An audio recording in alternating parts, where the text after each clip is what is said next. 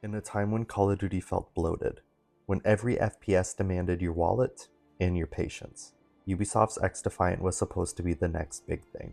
A fast, competitive, free-to-play shooter. No skill-based matchmaking, no loadout nonsense, just clean, fast gunplay and good maps. A game made by developers who got it, backed by former COD designers, built for frustrated FPS fans with a community-focused vision. And for a moment, it really looked like they had something. But now, less than a year after launch, it's been shut down. So let's break it down. What went wrong? What does it say about Ubisoft's future in the FPS space?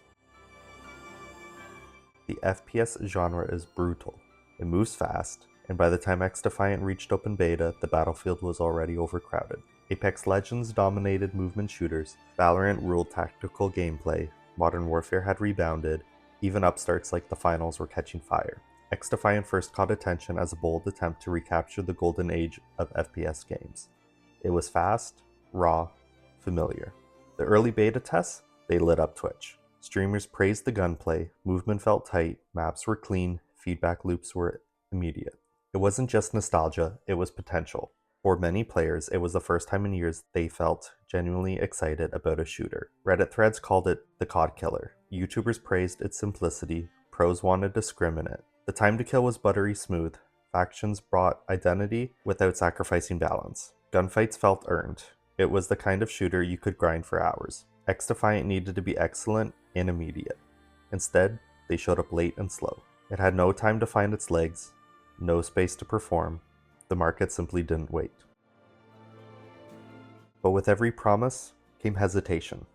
Ranked play, coming soon. Skill-based matchmaking, not in casual. Faction balancing, on the roadmap. The beta built trust, but the launch started breaking it. For a live service title, players needed updates, new content, something to hold on to. But XDefiant released without its promised ranked mode. The community started to drift. It was a mass exodus, just a slow erosion of goodwill, and that's harder to repair than bugs. Branding matters, and XDefiant had an identity crisis from day one. Originally a Tom Clancy spin-off, the game ditched the branding mid-development, then it leaned into factions from Ubisoft's franchises. Far Cry, Watch Dogs, The Division, but never explained why. It looked like a hero shooter played like a COD clone, promoted itself as a throwback but used abilities in factions. It was a Frankenstein of trends, a mashup of what worked for other games without understanding why those things worked. Players were confused. Was it competitive? Casual? Esports ready? Just another Fortnite skin machine? Nobody could tell. And in a genre as competitive as FPS, confusion is death. Delays, delays, and more delays. XDefiant missed multiple release windows. Promised launch dates came and went. The final release landed with bugs, crashes, and long queue times. The spark had dimmed. It was functional, but underwhelming.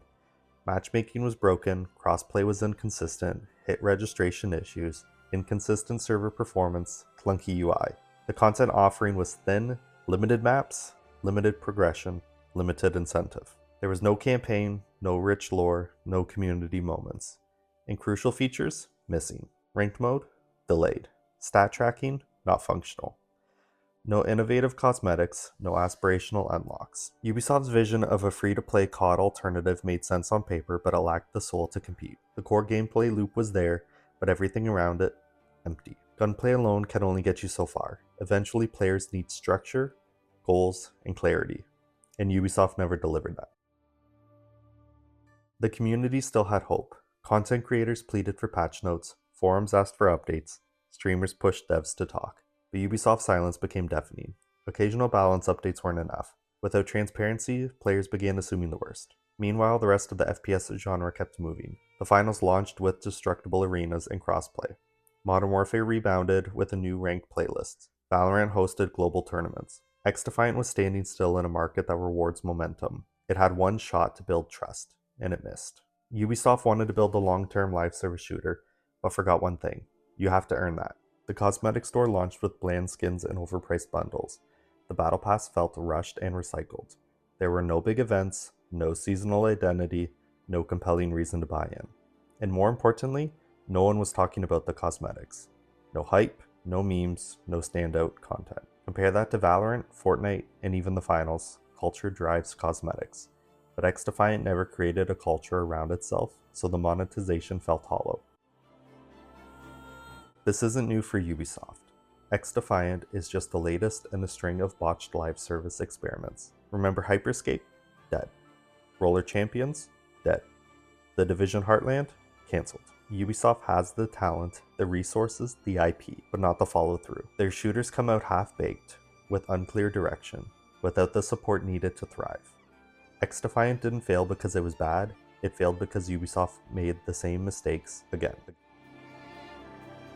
On December 3rd, 2024, Ubisoft quietly announced that XDefiant servers would be shut down on June 3rd, 2025, just over a year after being originally released. No farewell trailer, no final event, no stream, just a short blog post. Just another game tossed aside. It didn't feel like a game was ending, it felt like a game being erased. And in a way it was. XDefiant never got its moment, never got the chance to evolve, to stumble and grow, to find its niche. It wasn't a grand failure, it was a slow fade. Ubisoft called it a resource reallocation, but we all know what that means. XDefiant didn't need to be perfect, it just needed to be consistent. With a little more vision, communication, and actual support, and dropping a complete bug-free game at launch, it could have carved a space for itself. But it didn't. And for now, it's just another footnote in a long list of live service shooters that didn't make it. Ubisoft had all the right tools. Great gunplay, talented developers, a hungry audience. But none of the right timing. None of the right planning. And in a world of FPS shooters, that's all it takes. XDefiant wasn't perfect, but it didn't have to be. But what it didn't have was time. Time to fix, time to grow, time to build a community. And maybe in a world of modern shooters, that's the only thing you can't afford to run out of. XDefiant had everything it needed except the runway. Another missed opportunity, another dead game. I personally had the pleasure of playing this game throughout its life cycle, including the beta and its final day live. I have to say, it had potential, but it was not executed properly.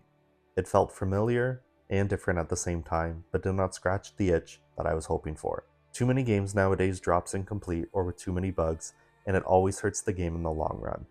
In Ubisoft's case with XDefiant, they probably should have waited to drop the release date until they knew they were closer to dropping the game, and delayed it internally until they got it right. Let me know in the comments what your thoughts were about this game. Did you play it throughout its life, or just tried it once?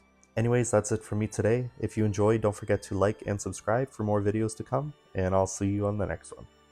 Thanks, bye.